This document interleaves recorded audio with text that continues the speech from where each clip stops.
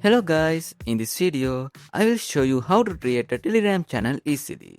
This is a beginner friendly tutorial.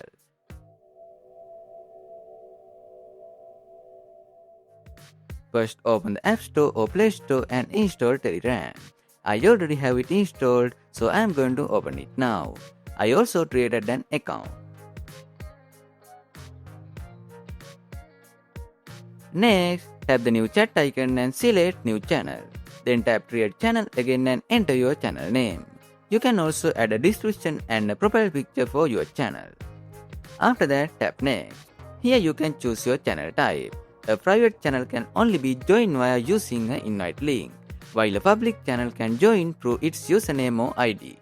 You can also enable the restriction saving content option to prevent media downloads. Once you finish setting everything the way you want, tap next.